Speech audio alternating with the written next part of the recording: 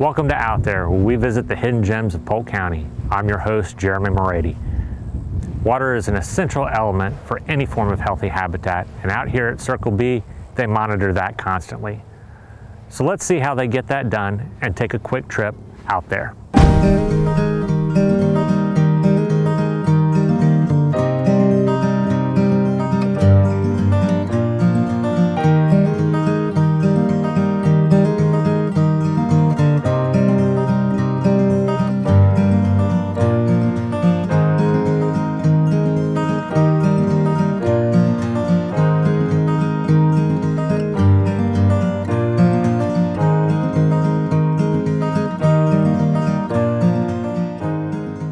Sutherland. I've been collecting water samples here at Circle B Bar Reserve for about a year now. We started this project in October of 2017. So what I'm doing today is I'm taking samples. I have a total of 9 sample sites across Circle B. So what we're interested in with this project is we're testing for really a panel of things. We're testing for everything from phosphorus in the water, to the nitrogen in the water, to chlorophyll, to various metals. And what we're interested in is seeing how these metrics that we're testing for, how they change as the water moves across the wetland environment. I've got a total of 4 bottles here, so we take a total of 4 samples at each site. I've got a total of 9 sites here.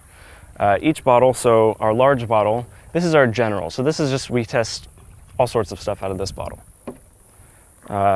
A middle-sized bottle, this is specifically for metals. Specifically what we're testing here for is iron content in the water. So that's what this sample is for.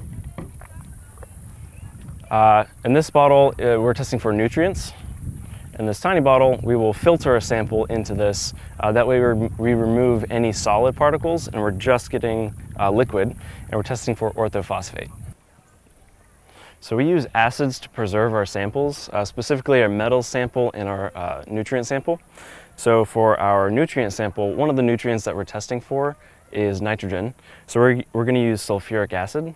Our other sample, our metal sample, we're going to use nitric acid. So you've got to remember, you don't want to put the nitric acid into the nitrogen that you're trying to test.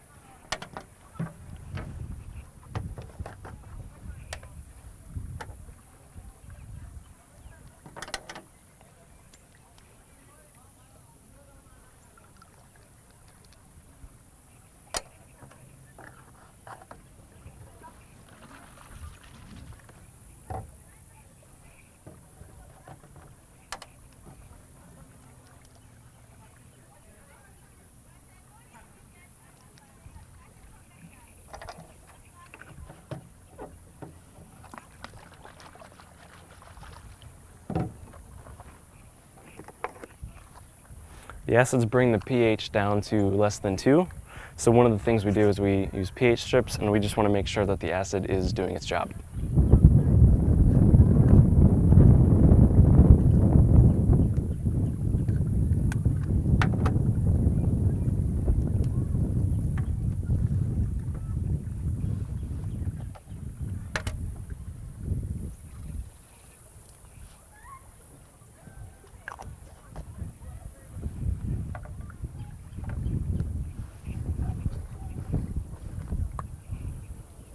Change of pH with a red color means pH is less than 2.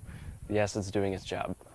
So what might look like relatively clear water actually has tons of microscopic little particles in it.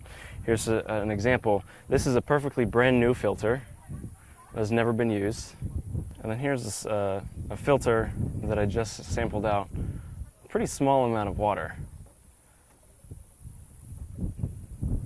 So that just shows you how much microscopic particles are actually in pretty clean looking water.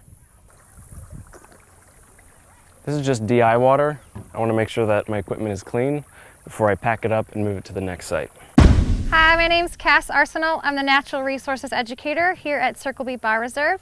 We're showcasing how to dip net, and the purpose of dip netting is to see the water quality here in Banana Creek Marsh.